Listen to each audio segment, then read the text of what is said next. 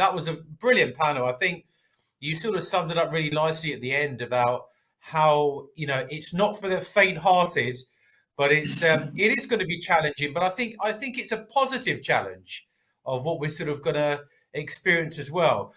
Amazing panel speakers. Personally, Alessandro, what's your sort of key takeaways from this? Not just from the session, but from the event as a whole, because you were involved yesterday, you're involved today, and you've got to see, a little bit about what was discussed. So what do you have to say on this? Yeah, and it ties a little bit on what I just said, right? That we probably are going to experience in the oil and gas and in the downstream oil and gas business, and also in the chemical business, highly transformational times. In the next 10 years, probably there will be more change than in the last 8 years, thinking about the post-Second World War time. Because we have quite an unprecedented change in demand patterns, right? That's a quite unprecedented change in feedstocks. We have a digital transformation as a huge driver and enabler for transformation, which is basically will be leading to totally different technologies in an industry which has historically been very conservative and for good reasons, but now pushed to stretched over the limit, right? To innovate and become truly exciting industry. So basically taking a little bit this positive twist, I think that's everybody, and I'm very grateful to be in these times in this industry and experience such a change. Definitely, this was I think an important takeaway that I will take with me, and hopefully also some other people will also take with themselves after this session. It's interesting you say that, because I think the change side of things, and I'm not talking about change management, I'm talking about the change in the industry. You said it in the panel, you said it even just now, that, okay, it's not synonymous with change, the sector, it's actually very conservative, people don't want to do it. That being said, the only way it probably could change if it was forced to change. So it's sort of, because let's put it this way, Alessandro, if nothing would happen and the status quo would remain, refineries and chemical companies wouldn't change. They would still do the same things because they were doing that for many years in a row. So my sort of assumption is, you've got to force it sometimes. But I think in this case, forcing it will be a very positive thing. And out of the end of it, the industry will come out 100 times stronger. Do you see what I'm saying? Absolutely. I mean, there is, of course, a positive pressure on this. I mean, there is a purpose behind taking.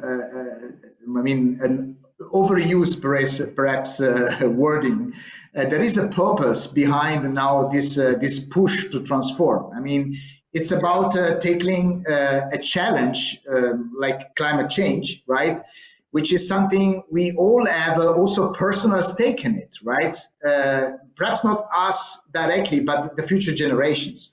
And definitely that's the positive aspect of this change ahead of us. And if I can make perhaps, please allow me to give another recommendation, because there is a lot of recently a kind of globalization bashing, right? What I would like to say, I mean, like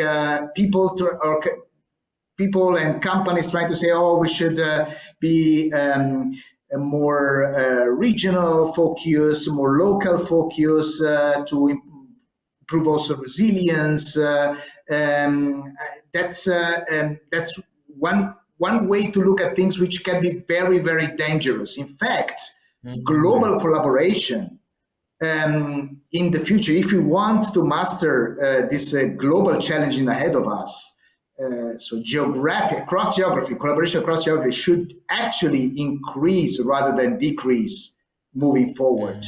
And I would really try to encourage any company based on the experience that we are experiencing in BASF, but with experience that also many other companies have shared here during this conference, to see ourselves as a company as part of an ecosystem, and literally not just in ecological terms, but also in business terms, right? And learned to operate and create value as an ecosystem will be certainly the key, or at least one of the keys to success in mastering these challenges. I think that's a fantastic point, actually, a really fantastic point, because it comes to everyone, and I think that's that's really a great way to sort of summarize what we're trying to talk about. So that, yeah, I completely agree, Alessandro. I completely agree on this.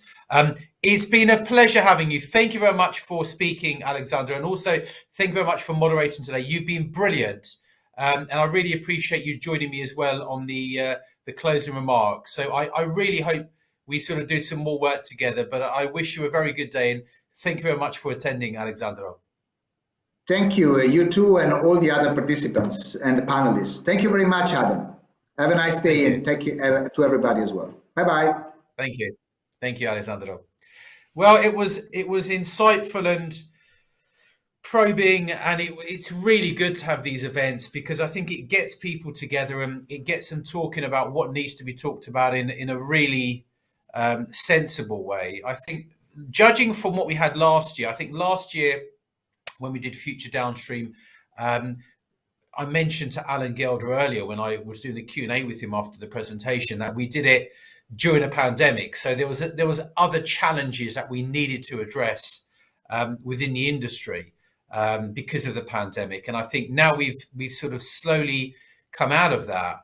There's a bit of a different problem on the horizon, but similarly, there are different opportunities on the horizon. And I think it was mentioned even on the last panel that all of this, what's happening within the downstream sector, should be seen as an opportunity to really recruit, get good talent, and really integrate, proper change management in an organization. We don't want to be constantly talking about, it's old assets, or we've got legacy assets, or, we need to modernize that. We need to now move forward. We need to see how the industry will progress. And I think it's going to progress through talent, technology, clever collaborations, and really trust in each other, and trust in the economy, and trust in sort of the decarbonisation process. And it won't be easy, because you see what people have said on different panels. There will be challenges. It will be costly. Availability is going to be difficult, but the long term is going to be worth it. And I think that was something that was talked about and messaged after each and every panel that we had. So some of my takeaways, which I tried to note down, not very well, because I can't even read what I've written down. Obviously, processing more circular feedstocks, that was sort of that's a real key part of the decarbonisation side. But also, as I mentioned, it's a journey, and it will be a journey even now to decarbonise. It's not going to be easy. And it will require technology to enable that. Technology will be an enabler. We heard it a lot yesterday, when even the first 2 or 3 panels were talking heavily about digital twin and how that's going to revolutionise the development and running of an asset, lowering emissions. So these are very significant tools, digital tools, that we need to probably really embrace more and more as the downstream industry gets into that decarbonisation journey. Supply and demand balance, there needs to be sort of an understanding of that, and how we can balance that out over the course of the next sort of few months and years. A key thing which was mentioned just now on the panel, but also yesterday, was the availability of renewables. So obviously people talked about hydrogen being like a silver bullet, CCUS being the silver bullet.